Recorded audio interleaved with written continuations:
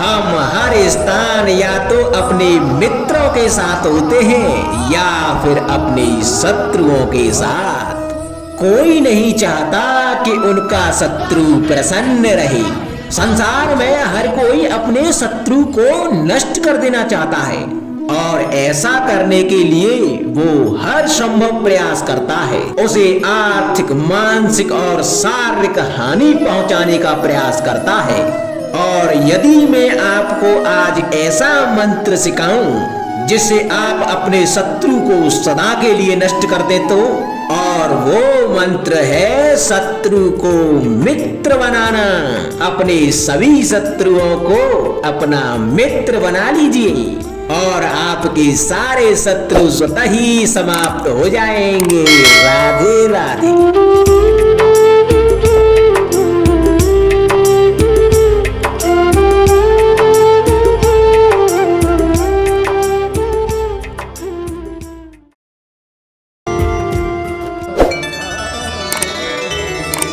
संगति या साथ, मित्र और साथी मनुष्य के व्यक्तित्व के लिए सबसे महत्वपूर्ण होते हैं। अब आप कहेंगे कि ये कैसे? मनुष्य अवश्य अपने व्यक्तित्व के लिए उत्तरदायी होता है, परंतु मनुष्य संगति में ना चाहते हुए भी उसका व्यक्तित्व संगत की भांति हो जाता है। इन पात्रों को देख रहे हैं आप? मध्य में जल रखा है, इसमें दूध और इसमें मलिन कीचड़ रखा है। यदि मैं इस जल को दूध में मिलाता हूं तो यह जल दूध बन जाता है, और यदि इसी जल को इस मलिन कीचड़ में मिलाता हूं तो यह जल या मलिन कीचड़ में परिवर्तित हो जाता है। हाँ, ऐसी कोई युक्ति नहीं कि जल बिना घुले मिले दूध या कीचड़ में अपना अस्तित्व बनाए रखे या इनसे अलग बना रहे। और ठीक ऐसा ही मनुष्य के जीवन में भी होता है कि यदि एक गुणहीन व्यक्ति गुणवानों की संगत में बैठे तो उसे भी गुणवान समझा जाता है, सम्मान का पात्र समझा जाता है। और यदि एक गुणवान व्यक्ति गुणहीनों की संगत में बैठे तो उसे भी तिरस्कार मिलता है। इसलिए अपने जीवन में संगति सोच समझकर सावधानी से चुनिएगा। कभी खेत में किसी किसान को खेती करते देखा है? वो उसे सींचता है, जोतता है, पशु पंछियों से खेत की फसल की रक्षा करता है, परंतु एक बात का वो सबसे विशेष ध्यान रखता है कि कहीं खेत में खरपतवार न उग जाए, क्योंकि एक खरपतवार का लान खेत की सारी फसल को नष्ट कर सकता है। ठीक उसी प्रकार यदि वंश की कोई संतान खोटी निकल जाती है तो वह समूचे वंश का सर्वनाश कर देती है।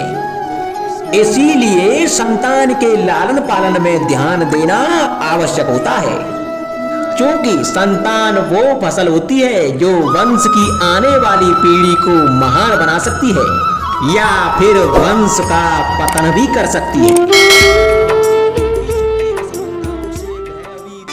मनुष्य के जीवन में संतान का बहुत महत्व है। उस संतान के लिए वो कितने कष्ट सहता है,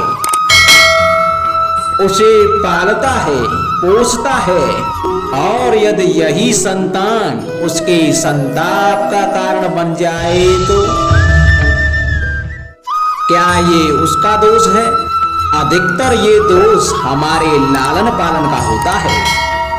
बचपन में बालक के हठ को मानकर हमें आनंद की अनुभूति अवश्य होती है, परंतु धीरे धीरे अपने बालक के हठ को मानकर उसके हठ के दास हो जाते हैं।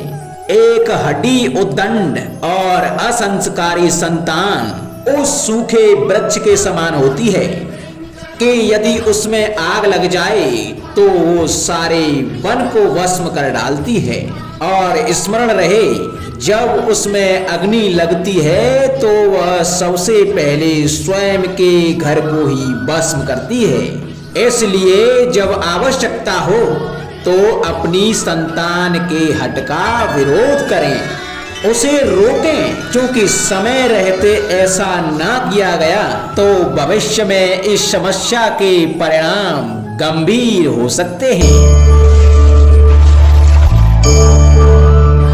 प्रतिज्ञा, वचन, ये सब मनुष्य ने समाज को सही दिशा में रखने के लिए बनाए हैं। वो मनुष्य ही क्या जिसके जीवन में नियम ही ना हो, जिनका वो पालन ना करे, परंतु समय के साथ चलने के लिए नियमों को भी बदलना आवश्यक होता है, क्योंकि ये आज का समय ही तो है जो बीत जाने के बाद इतिहास बन जाएगा।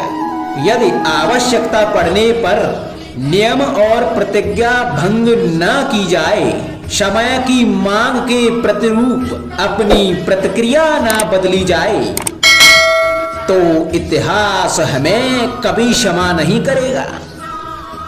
आवश्यकता पड़ने पर आपकी तोड़ी हुई एक प्रतिज्ञा, एक बंधन कभी कभी पूरे मानव इतिहास को बड़े विनाश से बचा सकता है।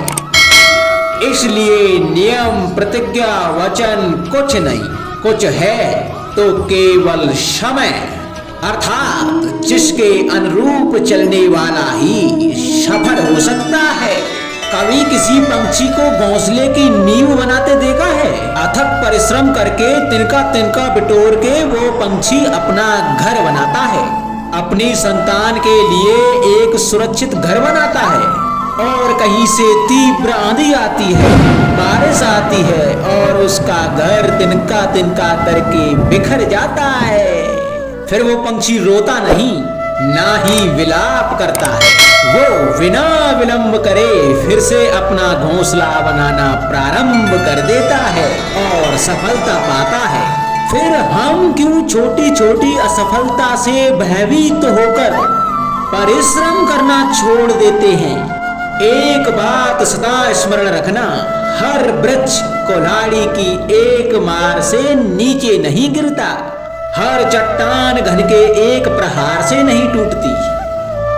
सफलता पाने के लिए अनावृत परिश्रम करना मात्र एक मार्ग है। स्वीकरण, सत्य का स्वीकरण मनुष्य के लिए बहुत ही महत्वपूर्ण है। जब तक मनुष्य सत्य को स्वीकार नहीं करता, तब तक उसे असत्य से लड़ने की शक्ति प्राप्त नहीं होती। जब आप भोजन करते हैं तो क्या होता है? आपका पेट स्वीकारता है कि वो भर चुका है और आप भोजन करना बंद कर देते हैं। जब आपको निद्रा आती है तो क्या होता है?